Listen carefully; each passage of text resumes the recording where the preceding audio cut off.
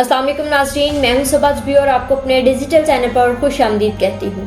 आज हम आपको बताएंगे कि मुस्लिम लीग नून और पीटीआई के लिए एक अच्छी खबर है जो हम आपके साथ इस वीडियो में डिटेल के साथ शेयर करेंगे। और दूसरी जानिब आपको ये भी बताएंगे कि IPP यानी कि इस्तेहकाम पाकिस्तान पार्टी के रहनुमा ओम चौधरी की नवाज शरीफ से वतन वापसी पर मुलाकात के बाद जो है उनकी क्या कहानी, ये सीन जो था वो क्रिएट हुआ था, जिसकी वजह से उनकी पार्टी की जानिब से उनको शो कॉज नोटिस भी जारी किया गया था।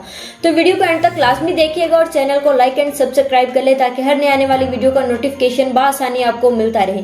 तो सबसे पहले शुरू करते हैं कि Pakistan supreme court of Pakistan ने सिविलियंस का फौजी अदालतों में ट्रायल कलअदम करार दे दिया है। जस्टिस इजाजुल हसन की सरबराही में सुप्रीम कोर्ट के 5 रुकनी लार्जर बेंच ने फैसला सुनाया है। असल में ये जो दरखास्तें थी इसमें एतजाज एहसन और चेयरमैन और पीटीआई की जानिब से दरखास्त दायर की गई थी सुप्रीम कोर्ट में कि सिविलियंस का फौजी अदालतों में ट्रायल नहीं होना चाहिए। तो ये आज की जो है वो एक अच्छी खबर आई है पीटीआई के लिए कि उनके हक में ये फैसला आया है, जिसमें जो है वो 5 रुकनी बेंच ने समाअत की है। अदालत ने फैसले में कहा कि सुप्रीम कोर्ट मुतफिका तौर पर फौजी अदालतों को कलअदम करार देती है जिन 102 अफराद की फहरिस्त अदालत में पेश की गई। इनका ट्रायल क्रिमिनल कोर्ट्स में किया जाएगा। अगर किसी सिविलियन का फौजी ट्रायल हुआ है तो वो कलअदम करार दिया जाता है। सुप्रीम कोर्ट ने फैसले में यह भी कहा कि आर्मी एक्ट का सेक्शन 2D1 आइन से मुतसादिम है। जस्टिस याहिया अफरीदी ने आर्मी एक्ट के सेक्शन गैर आइनी करार देने पर राय महफूज रखी। सुप्रीम कोर्ट का बाकी फैसला 5 जजेस की अक्सरियत से है। 9 और 10 मई के वाकयात में जेर हिरासत तमाम अफराद पर फैसले का इतलाक होगा, यानी कि अब उनके जो केसेस जो सिविलियंस 102 अफराद को गिरफ्तार किया गया था और फौजी अदालतों में उनके ट्रायल होना थे, अब वो वहां पर नहीं होंगे। उनकी वैसे जो क्रिमिनल्स कोर्ट्स होती हैं वहां पर केसेस उनके होंगे। और उसके अलावा जो है ये भी आपको बताएं कि आज के दिन जो एक बुरी खबर भी हुई है कि साइफर केस में अडयाला जेल में जो है वो चेयरमैन पीटीआई और शाह महमूद कुरैशी की समाअत हुई है। जज खसूसी अदालत के जज अबू अल हसन जुल्करनैन ने समाअत की है, जिस पर जो है वो चेयरमैन पीटीआई और शाह महमूद कुरैशी पर फर्द जुर्म आयद कर दी गई है।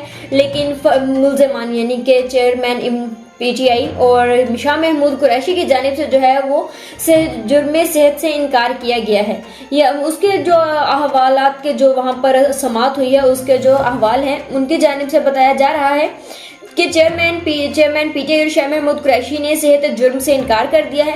इस मौका पर जो है वो जज अबुल हसनात फर्द जुर्म रोकने के लिए चेयरमैन पीटीआई की दरखास्त मुस्तरद कर दी गई है, क्योंकि चेयरमैन पीटीआई की जानिब से फर्द जुर्म आयद करने की दरखास्त को मुस्तरद करने की दरखास्त की गई थी। जज अबुल हसन जुल्करनैन ने रिमार्क्स दिए कि आज तारीख फर्द जुर्म के लिए रखी थी, फर्द जुर्म आयद की जाती है। अदालत ने केस के गवाहान के बयानात 27 अक्टूबर को तलब कर लिए गए हैं। चेयरमैन पीटीआई और शाह महमूद कुरैशी के वकला ने 265 CRPC की दरख्वास्त दायर कर दी गई है। CRPC 265D के तहत वकला जो है वो चालान को नामुकम्मल करार देते हैं और CRPC 265D के तहत जो है वो इल्जामात साबित ना होने पर फर्द जुर्म की कार्रवाई रोकने का कहा जाता है। और इसमें जो है वो आइंदा समाअत जो है वो 27 अक्टूबर तक मुलतवी कर दी गई है। और तमाम और इसमें यह भी बताएं कि साइफर केस में जो इनके जो वादा माफ गवाहान जो हैं वो तलब कर लिए गए हैं 27 अक्टूबर को, तो उनका रिकॉर्ड जो है वो तलब किया गया है। तो वो जो है वो 27 ही हैं, यानी कि 27 ही गवाहान है और 27 ही अक्टूबर को जो है वो उनको तलब किया गया है। अब देखना यह है कि 27 अक्टूबर को क्या फैसला आता है, चेयरमैन पीटीआई और शाह महमूद कुरैशी के हक में फैसला आता है या इनकी मुखालफत में। और दूसरी जानिब जो है वो इसके जो अडयाला जेल में होने वाली साइफर केस इन कैमरा समाअत की अंदरूनी कहानी भी सामने आ गई है। जराये के मुताबिक चेयरमैन पीटीआई और शाह महमूद कुरैशी को आज जाली के कमरे में बिठाया गया। सिक्योरिटी वजूहात के बायस दोनों को कमरा अदालत में नहीं बिठाया गया। जराये ने यह भी बताया कि चेयरमैन पीटीआई और शाह महमूद कुरैशी ने फर्द जुर्म को समझने से इनकार किया। दोनों ने खुद पर लगे इल्जामात समझने से भी इनकार कर दिया। इन्होंने कहा कि फर्दर जुर्म समझ नहीं आई। चेयरमैन पीटीआई ने कहा कि खुद पर लगे इल्जामात भी मुझे समझ नहीं आए। साबिक वजीर आजम और शाह महमूद कुरैशी ने फर्दर जुर्म आयद होने के बाद दस्तावेजात पर दस्तखत कर दिए। जराये का कहना है कि चेयरमैन पीटीआई ने जज से एक और फोन करने की दरखास्त की थी, यानी कि पिछले रोज जो है कल के दिन जो है वो चेयरमैन पीटीआई की उनके बेटों के साथ जो है वो टेलीफोन का राब्ता भी हुआ था, जिसमें जो है वो तकरीबन आधा घंटे तक उनकी व्हाट्सएप कॉल चली थी। उनके बेटों से बात एक दफा हो चुकी है, लेकिन दोबारा से जो है चेयरमैन पीटीआई ने दोबारा से एक फोन कॉल करवाने की इजाजत मांगी है। जराये के मुताबिक जज अबुल हसनात ने कहा कि खान साहब अब किसको बैरून मुल्क फोन करना है। चेयरमैन पीटीआई ने जवाब नहीं दिया और मुस्कुरा दिए। वाज़ेह रहे कि पाकिस्तान तहरीक इंसाफ के चेयरमैन और शाह महमूद कुरैशी जो है वो साइफर ऑफिशियल सीक्रेट एक्ट की खुसूसी अदालत बनाई गई है, उनमें इनका ट्रायल जो है वो चल रहा है साइफर केस में। और इसके अलावा आपको ये भी बताएं कि सुप्रीम कोर्ट ऑफ पाकिस्तान में आज एक दूसरे अहम केस यानी कि 90 दिन में इंतखाबात करवाने की दरखास्त पर भी समाअत की गई है, जिसमें चीफ जस्टिस काजी फैज़ल ईसा की जानिब से आबिद जुबैरी जो वकील थे bar association supreme court bar के, उनसे सवालात और जवाबात भी हुए, मुकालमा भी हुआ, जिसमें उन्होंने जज की जानिब से ये सवाल पूछा गया कि क्या आपने अपनी समाअत जो है ये मुकर्रर जो की है 90 दिन में इंतखाबात की, तो वो क्या पीटीआई की जो दरखास्त है उन्होंने भी ये पिटीशन दायर की हुई है कि 90 रोज में ही इंतखाबात होने चाहिए, तो दोनों सेम है। तो आबिद जुबैरी की जानिब से ये कहा गया कि हाँ जी उनका मौकिफ जो है वो सेम है। तो चीफ जस्टिस की जानिब से एक और सवाल भी किया गया कि आपकी जो दरखास्त है उस पर उससे अगले दिन ही, जिस दिन आपने दायर की उससे अगले दिन ही नंबर लग गया, तो क्या आपने इसकी जल्द समाअत के लिए कोई दरखास्त भी दी थी। तो आबिद जुबैरी साहब की जानिब से कहा गया कि जी हमने दी है, लेकिन चीफ जस्टिस की जानिब से ये जवाब मिला, उन्होंने कहा कि लेकिन मुझे अभी नोट मिला है कि आपने ऐसी कोई दरखास्त दायर नहीं की थी, जिस पर आबिद जुबैरी की जानिब से ये कहा गया कि मुझे इसके बारे में मतलब कि कंफर्मेशन नहीं है कि दायर हुई थी या नहीं हुई थी, जिस पर चीफ जस्टिस काजी फैज़ल ईसा ने कहा कि ये बहुत अहम मामला है इंतखाबात का, तो इस पर गलत बयानी ना कीजिए।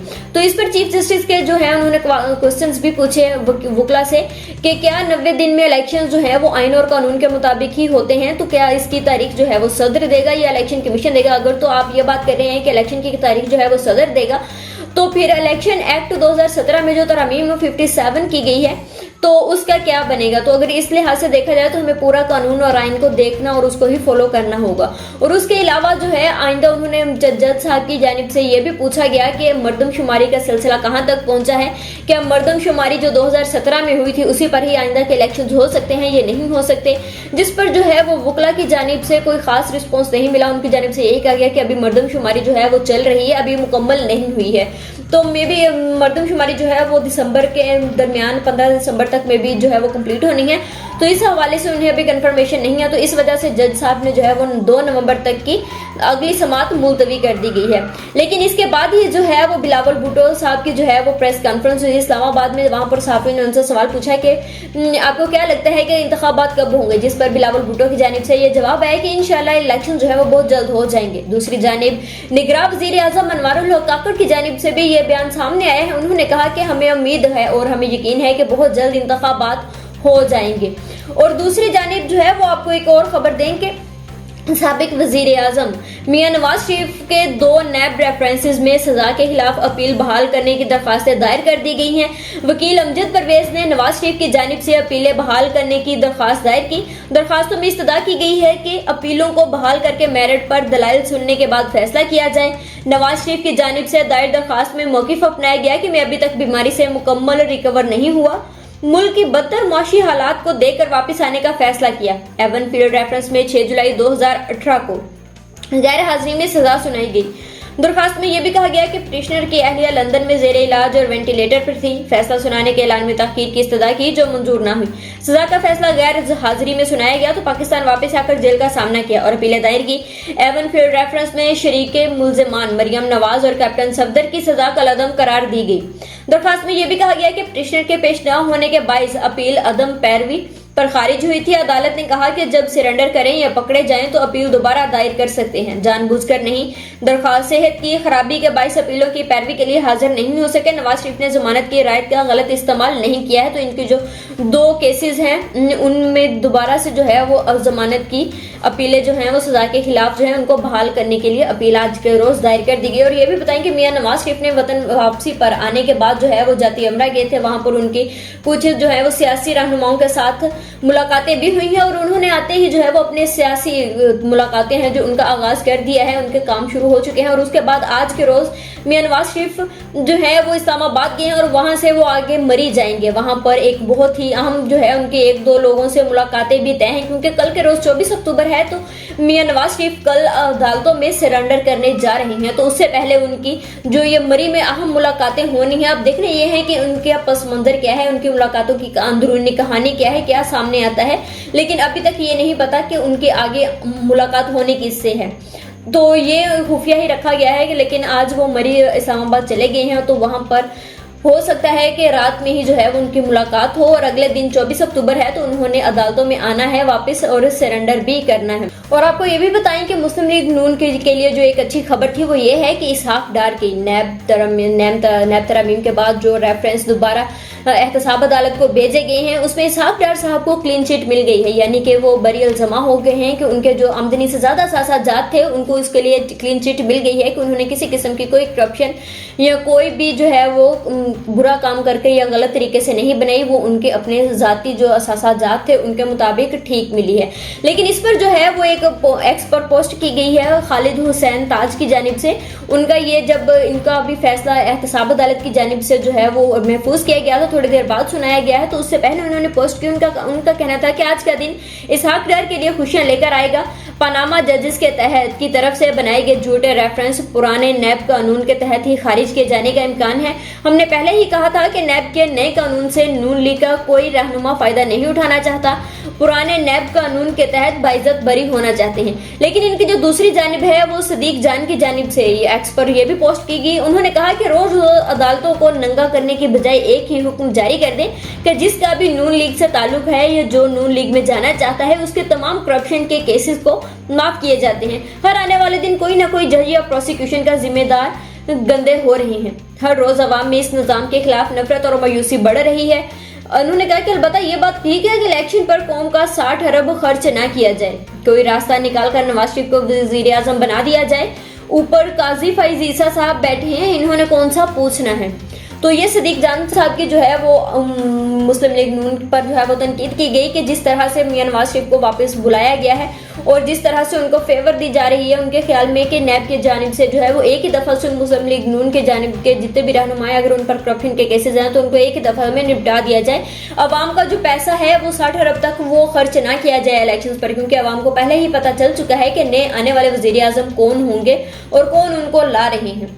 और दूसरी जानिब जो है वो एक आज के रोज ही जज अबुल हसनात जुल्करनैन की जब अडयाला जेल में साइफर केस पर समाअत हुई तब चेयरमैन पीटीआई को साइकिल मुहैया करने का उन्होंने हुक्म दे दिया था। लेकिन वो उनके जब पीटीआई के वुकला साइकिल लेकर अदालत के बाहर भी गए अडयाला के, लेकिन अडयाला जेल के इंतजामिया की जानिब से उनको अंदर नहीं जाने दिया और उनका जो वो साइकिल था वो वापस कर दिया गया। उनकी जानिब से ये कहा गया कि हमें अभी तक कोई भी तहरीरी हुक्मनामा जारी नहीं हुआ, जब तक तहरीरी हुक्मनामा जारी हमें नहीं मिलेगा हम साइकिल चेयरमैन पीटीआई को नहीं दे सकते। यानी कि चेयरमैन पीटीआई को जो काफी हफ्तों से ये कहा जा रहा था, जज की जानिब से भी कह दिया जाता है कि उनको जो साइकिल है वो फ्राहम कर दी जाए, लेकिन इंतजामिया जब तक तहरीरी हुक्मनामा नहीं देखेगी उसके बगैर वो नहीं जाने देंगे। तो इनका साइकिल का मामला अभी तक लटका ही हुआ है, वो कभी हल होने में नहीं आ रहा है। अब तक के लिए इतना ही, मुझे इजाजत दीजिए, अल्लाह हाफिज।